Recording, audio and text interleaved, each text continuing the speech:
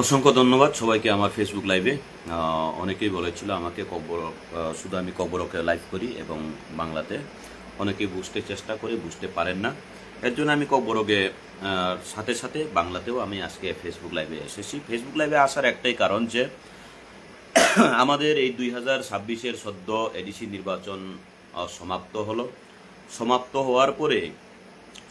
হওয়ার পরেই দেখা যায় যে এডিসির নির্বাচনে যারা পার্টিসিপেট করে তাদের মধ্যে কেউ জয়ী হবে এবং কেউ বিজয়ী হবে, সেটাই সঠিক এবং সেটাই উচিত।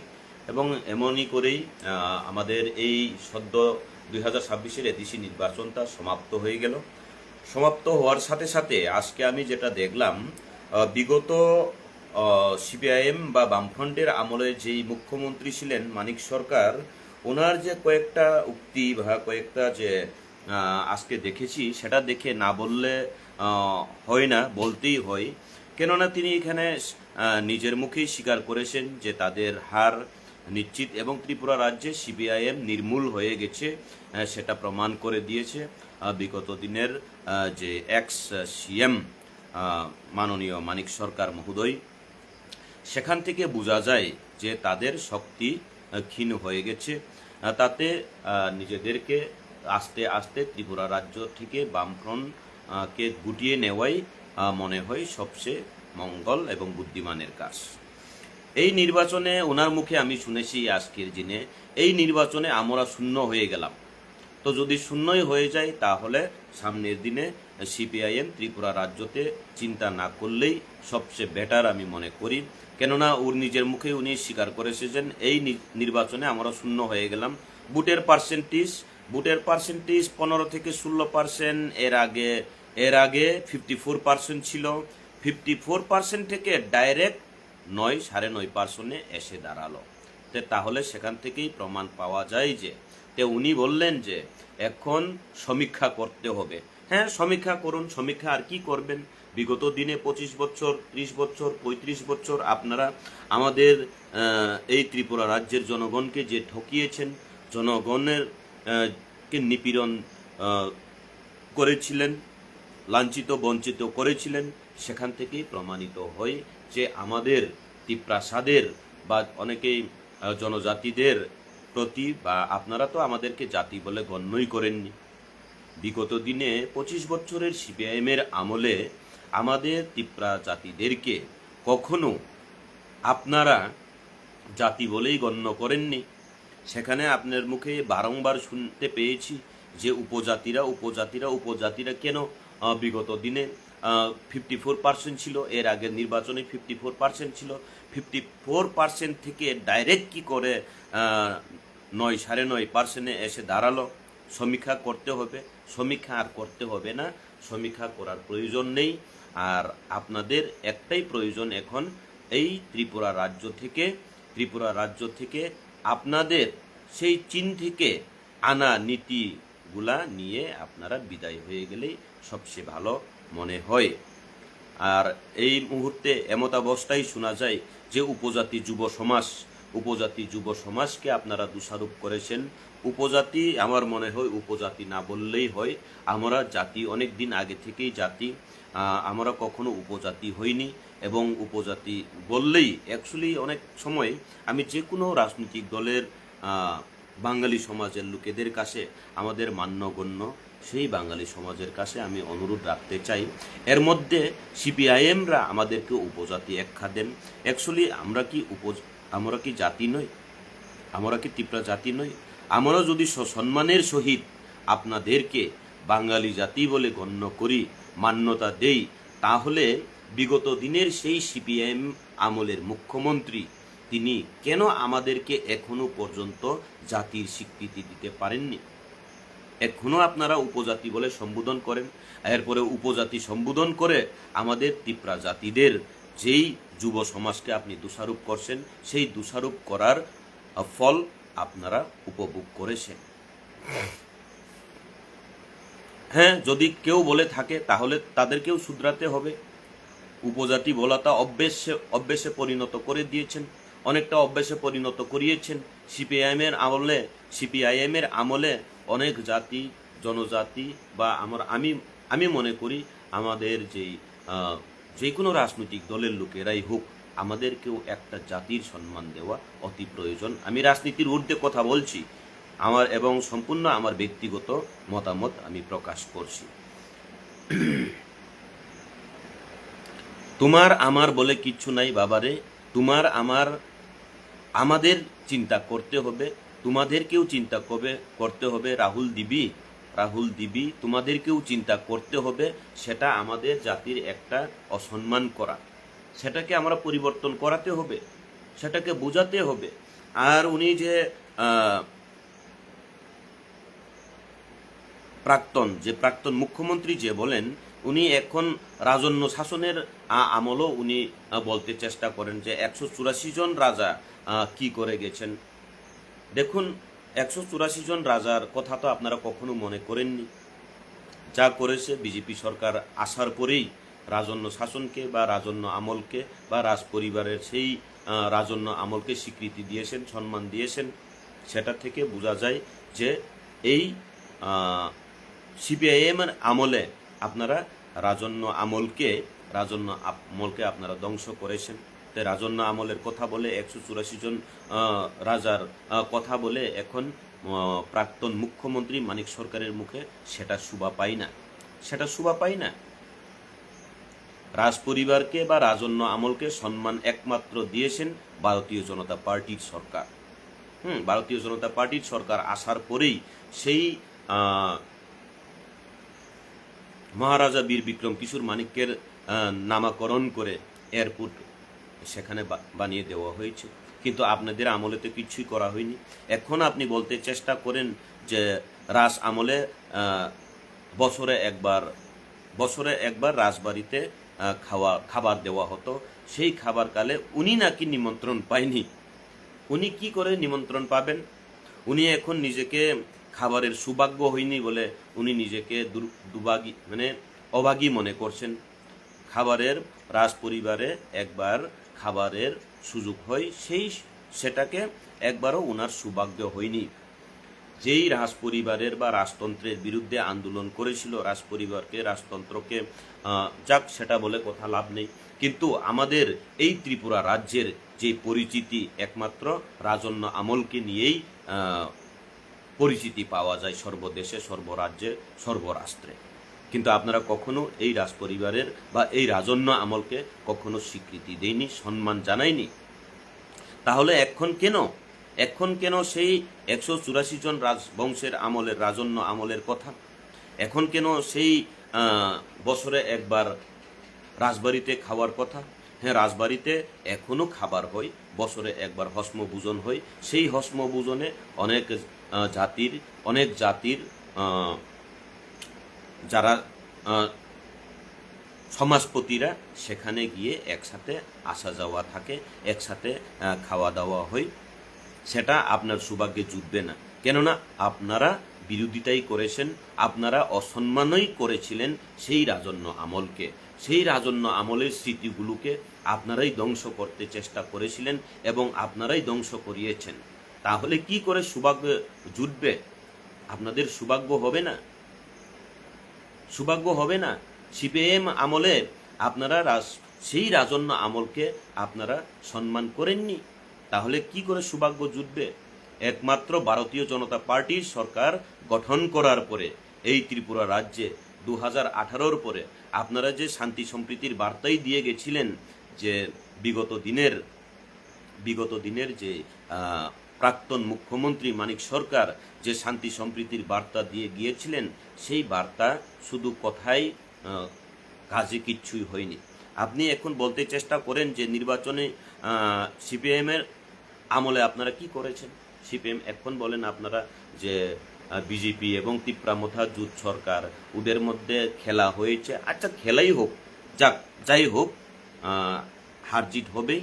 আর এর মধ্যে আপনি দেখতে পেরেছেন আপনাদের 54% থেকে 9% এসে দাঁড়িয়েছে ভোটের পার্সেন্টেজ। তাহলে এখান থেকেই বোঝা যায় যে ত্রিপুরা রাজ্যের মধ্যে সিপিআইএম বিলুপ্ত হয়ে গেছে।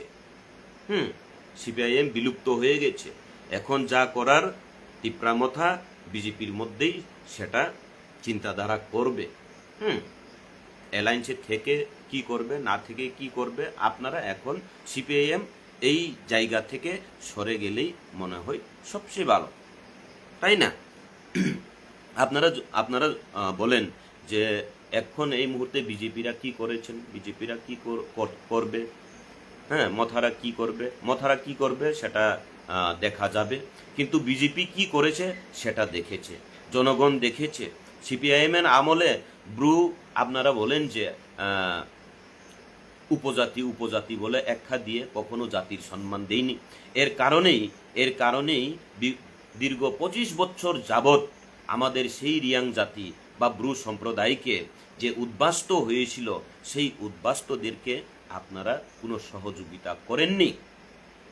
2018-তে ত্রিপুরা রাজ্যে ভারতীয় জনতা পার্টির সরকার গঠন হওয়ার পরে এবং ত্রিপুরা মথার যেই সুপ্রিমো এবং সেই ব্রু সম্প্রদায় বা রিয়াং সম্প্রদায়ের নেতৃত্বরা মিলেমিশে এই ভারতীয় জনতা পার্টির সরকার, কেন্দ্রের সরকারের সাথে সহযোগিতায় সেই ব্রু রিসেটেলমেন্ট গঠন হয়েছে এবং ব্রু রিসেটেলমেন্ট করে আমাদের ব্রু জাতিদেরকে বা ত্রিপুরা থেকে সেখানে যাওয়া উদ্বাস্তুদেরকে জমি বন্দোবস্ত করে দেওয়া হয়েছে, গড় বন্দোবস্ত করে দেওয়া হয়েছে। তাহলে আপনাদের 25 বছরের আমলে আপনারা কি করেছেন? তিপ্রাসাদের যে ঐতিহ্য রিসাকে পর্যন্ত আপনি কখনো সম্মান দেননি, সেটাই প্রমাণিত হয়। তাহলে আজকে তিপ্রা জাতিদের বা জনজাতিদের আপনি যে উপজাতি বলে একখা দিচ্ছেন, সেই উপজাতিদের যুব সমাজকে কেন আপনি দোষারোপ করছেন? দোষারোপ করে লাভ নেই, কেননা আপনারা কিচ্ছুই করতে পারেননি। দীর্ঘ 25 বছর আমাদের ত্রিপুরা জাতিদেরকে এই ত্রিপুরা রাজ্যে আপনারা শুধু ঠকিয়েছেন। সেই রাজন্য আমলের স্মৃতিকে আপনারা মুছে ফেলতে চেষ্টা করেছিলেন এবং করেছেনও। সেই আস্তাবল মাতকে আপনারা, স্বামী বিবেকানন্দকে আমরা মানি, মান্যগণ্য ব্যক্তি, মহাপুরুষ আমরা মানি, কিন্তু আস্তাবলের জায়গায় রাখা উচিত ছিল। আপনাদের সেই আমলেই 25 বছরের আমলেই আমাদের ত্রিপুরা রাজ্যের সেই রাজন্য আমলের স্মৃতিগুলোকে আপনারা মুছে ফেলতে চেষ্টা করেছিলেন, কিন্তু সেই মুছে ফেলা স্মৃতিগুলোকে আবার পুনরুজ্জীবিত করেছেন আমাদের এই ত্রিপুরা রাজ্যের ভারতীয় জনতা পার্টির সরকার। মানুষ দেখছে, মানুষ বুঝছে। তাহলে আমাদের এই উপজাতি বলে আমাদের ত্রিপুরা জাতিদেরকে অসম্মান করবেন না। 1 নাম্বার, আমাদের যে ঐতিহ্য রিসাকে আপনি কখনো গলায় পরিধান করেননি। যখন আপনি মুখ্যমন্ত্রী ছিলেন, তখন মুখ্যমন্ত্রী থাকাকালীন আমাদের যে ত্রিপুরা জাতিরা যখন আমাদের সেই ঐতিহ্য, আমাদের সেই সম্মানীয় রিসাকে আপনার গলায় যখন দিতে চেয়েছিল, আপনি ছুঁড়ে ফেলেছিলেন। সেই ছুঁড়ে ফেলার আজকে আপনি উপভোগ করছেন। তাহলে কেন আমাদের উপজাতিদেরকে উপজাতি বলে আমাদেরকে একখা দিয়ে অসম্মান করে আজকে অসম্মান করতে যাচ্ছেন, দোষারোপ করতে কেন যাচ্ছেন? আপনাকে দোষারোপ করে লাভ হবে না। সেটার প্রমাণ একটাই, কোনো একটা সময় শুনেছিলাম যে 1995 তিপ্রাসাদের জন্য কিচ্ছু করেননি, কিচ্ছু করতে পারবে না, এই কথাগুলো আপনার মুখে শোভা পায় না। কেননা আমি 1995 একটা নির্বাচনী ইশতেহার দেখেছিলাম, সেখানে লেখা ছিল 1995 সনের সিপিআইএম এর যে নির্বাচনী ইশতেহার, সেখানে লেখা ছিল যে বামফ্রন্টকে যদি সরকারে আনে তাহলে ইনার লাইন পারমিট দেওয়া হবে। কিন্তু 1995 পরে আপনারা 25 বছর রাজত্ব করেছিলেন, তখন কেন সেই ইনার লাইন পারমিট চালু করে দেননি? রাজ্য সরকারে তো আপনারা ছিলেন। এখন যাক, সেই কথা বলে লাভ নেই। এখন এই মুহূর্তে কেন্দ্রতে বিজেপি সরকার, রাজ্যতে বিজেপির সরকার এবং এডিসিতে রাজ্যের অ্যালায়েন্স পার্টনার ত্রিপুরা মথার সরকার চলছে। আপনারা দেখবেন, দূরবীন দিয়ে দেখবেন, নতুবা একটু দামি চশমা নিয়ে আপনারা দেখবেন যে এইবার কেন্দ্রতে বিজেপি সরকার, রাজ্যতে বিজেপি সরকার এবং এডিসিতে তিপ্রামথার সরকার কি করে। আর যদি ভালো হয় ভালো রেজাল্ট আসবে, আর যদি খারাপ হয় খারাপ রেজাল্ট আসবে। কিন্তু আপনারা এই বামফ্রন্ট সিপিআইএম ত্রিপুরা রাজ্য থেকে আপনারা বস্তা বেঁধে এই রাজ্য থেকে বের হয়ে গেলেই মনে হয় সবচেয়ে ভালো, সবচেয়ে মঙ্গল। কেননা আপনাদের সেই বিষাক্ত রাজনীতিগুলো আমাদের ত্রিপুরা রাজ্যতে আর গ্রহণ করতে চাই না। বিশেষ করে জনজাতি বা আমাদের ত্রিপুরা জাতিরা আর গ্রহণ করতে চাই না।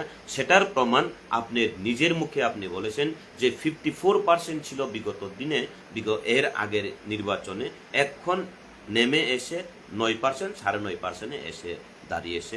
তাহলে এখান থেকেই প্রমাণিত যে সিপিআইএম ত্রিপুরা রাজ্যতে আর কোনো প্রয়োজন নাই বললেই চলে। অসংখ্য ধন্যবাদ। সামনের দিনে আমরা আরও বলবো। আর এই মুহূর্তে আরেকটা কথা বলতে চাইব, আমাদের যে যারা জয়ী হয়েছেন অতি উৎসাহী হবেন না, আপনারা কাজ করুন। আপনাদেরকে ধন্যবাদ জানাই। যারা এই নির্বাচনে, এডিসি নির্বাচনে যারা এমডিসি হয়েছেন বা এডিসি এলাকার নির্বাচিত সদস্য হয়েছেন, আপনাদেরকে অনুরোধ রাখতে চাই, যার যার এলাকার উন্নয়নের স্বার্থে কাজ করুন, কাজ করে যাবেন। আমি ধন্যবাদ জানাতে চাই আমাদের মনু শৈলেংটার সেই নবনির্বাচিত হলিউড চাকমা তিপ্রামথার এমডিসি, উনার যে ব্যবহার আমরা দেখতে পেরেছি। আমি আপ্লুত। ব্যক্তিগতভাবে আমাদের ব্যক্তিগত সম্পর্ক এবং উনি যে সামাজিক সম্পর্ক বজায় রেখেছেন সেটাতে আমি ধন্য এবং ধন্যবাদ জানাতে চাই। রাজনীতিগতভাবে রাজনীতির আলাদা সম্পর্ক থাকে এবং ব্যক্তিগত সম্পর্কটাকে উনি যেভাবে বজায় রেখেছেন সেটা থেকে আমি গর্বিত যে আমাদের লং ট্রাইবেলির রাজনীতিতে এমনই হওয়া উচিত। আগে এমনই ছিল, বিগত দিনেও এমনই ছিল, এখনও এমনই আছে এবং সামনের দিনে তেমনই থাকুক, সেটাই আমি ঈশ্বরের কাছে প্রার্থনা রাখব। কেননা ব্যক্তিগত সম্পর্ক আলাদা থাকে, রাজনৈতিক সম্পর্ক একটা থাকে। রাজনৈতিক যখন নির্বাচনের আগে রাজনীতি হয়, নির্বাচনের পরে যে কেউ যদি কোনো এডিসির বা বিধানসভার বা রাজ্যসভার বা লোকসভার নির্বাচিত সদস্য হয়ে যান, তখন থেকে কিন্তু সে আর কোনো একটা রাজনৈতিক দলের হয়ে থাকে না। সে ওই এলাকার একজন নির্বাচিত সদস্য হয়ে যান এবং ওই এলাকার একজন গার্জিয়ান হিসাবে সেখানে পরিচিতি পান এবং এর জন্যই সেই এলাকাকে উন্নয়ন করা ও সেটাই একটা লক্ষ্য থাকা দরকার। আর আমাদের ভারতীয় জনতা পার্টির যারা সদস্যরা, যারা সেবকরা, তাদের কাছেও আমি অনুরোধ রাখতে চাই, আমরা হেরে গেছি কিন্তু আমরা ভেঙে যাইনি। আমরা পুনর্বার দাঁড়াবো। আরও যেখানে আমাদের হার কোথায় কী কারণে হয়েছে সেটাকে আমরা অনুশীলন করে সামনের দিনে আমরা আরও এগিয়ে যাব। মন ভেঙ্গ না, কারণ হার জিত সবখানেই থাকে। আমরা হেরে গেছি কিন্তু ভেঙে যাইনি। কেননা কেন্দ্রতে আমাদের ভারতীয় জনতা পার্টির সরকার, রাজ্যতে বিজেপি আইপিএফটি তিপ্রামথার সরকার এখনও চলছে। আপনারা চিন্তা করবেন না, নিজেকে দুর্বল মনে করবেন না। আমরা আবার উঠে দাঁড়াবো, একসাথে এক পায়ে মিলিয়ে একসাথে কাজ করে সামনের দিনে যার সংগঠনের মতো আমাদের সংগঠনকেও আমরা আরও চাঙ্গা করে তুলব। আপনারা দুর্বল হয়ে যাবেন না। সবাইকে অসংখ্য ধন্যবাদ। আমাদের কর্মীদেরকেও আবার বলতে চাই, আপনারা মন ভেঙে যেও না। হার থেকেই জিতের রাস্তা খুঁজে পাওয়া যায়, সেটাই কিন্তু একটা চিরন্তন সত্য একটাই, যে হারের থেকেই আমাদেরকে জিতের সেই রাস্তা খুঁজে বের করতে হবে এবং আমরা করব। আর আরেকটা কথা আমি বলতে চাই, অনেকে আমাকে অনেক জায়গা থেকে অনেক কিছু অফার দিচ্ছেন, সেখানে আসো, ওখানে আসো, এখানে যাও, সেখানে যাও। না, আমি অন্যান্যদের মতো, অনেকেই বলছেন বা আমাকে আমার লোকালের লোকেরাও বলছে, দাদা আপনি কি আবার সেই জায়গাটায় চলে যাবেন না? আমি দুর্দিনে ছিলাম, আমি দুর্দিনের সাথী, আমি দুর্দিনে থাকব। আমি সুযোগ সন্ধানী এবং সুদিনের সন্ধানী আমি নই। কেননা 2018-র আগে আমি একটা কথা বলতে চাইবো, অনেকেই জানেন না। 2018-র আগে চলো পাল্টাইয়ের সুরে আমি নিজেও চলো পাল্টাইয়ের সুরে সুর মিলিয়ে 2018-তে চলো পাল্টাই বলে ভারতীয় জনতা পার্টিকে সরকারে আনার জায়গাতে আমারও একটা ছোট্ট অবদান ছিল। ছোট্ট অবদান ছিল। সরকার গঠন করার পরেই আমি কিন্তু অন্য রাজনীতি দলে চলে গিয়েছিলাম। চলে যাওয়ার একটাই কারণ, আমি যদি লুবি হতাম বা সুযোগ সন্ধানী হতাম তাহলে আমি সেখানেই থেকে যেতাম।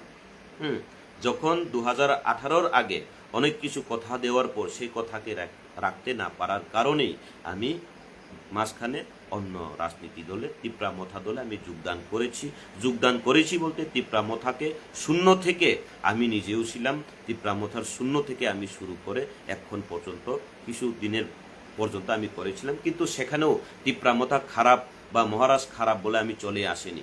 মহারাজকে আগেও আমি শ্রদ্ধা করি, রাজ পরিবারের সদস্য হিসাবে, মহারাজ হিসাবে, বুবাগ্রা হিসাবে এখনও সম্মান করি এবং পরবর্তীতেও সম্মান থাকবে। কিন্তু সেখানে মহারাজের সাথে যারা কাজ করছেন এবং আমাদের এলাকায় যারা কাজ করছেন তাদের সাথে আমার নীতিগত না মিলার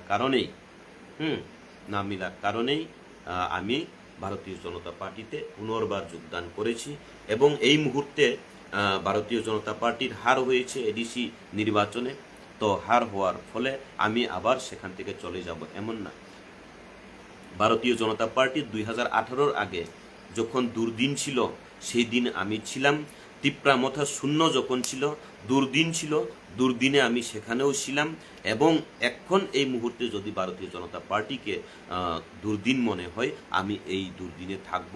মনে হয় আমি দুর্দিনের সাথী, আপনাদের দুর্দিনেই আমাকে কাছে পাবেন। সুদিনে তো অনেক লোকেরাই আসবে, অনেক সমর্থকরাই আসবে, যারা আপনাকে বকাবকি করবে, সে আপনার থেকে আরো বক্ত হয়ে যাবে। তো সেটাই একটা মনে রাখবেন। অনেকে আমাকে অনন্ত দেববর্মার সাথে তুলনা করতে চাই না। আমি 2018-র আগে ছিলাম চলো পাল্টাই, সেই পরিবর্তনের কাণ্ডারি আমিও একটা ছোট্ট অংশ তো হলেও আমি কাজ করেছিলাম। আর আমি অনন্ত দেববর্মার মতো সুযোগ সন্ধানী বা টিকিটির খুঁজে আমি যাইনি।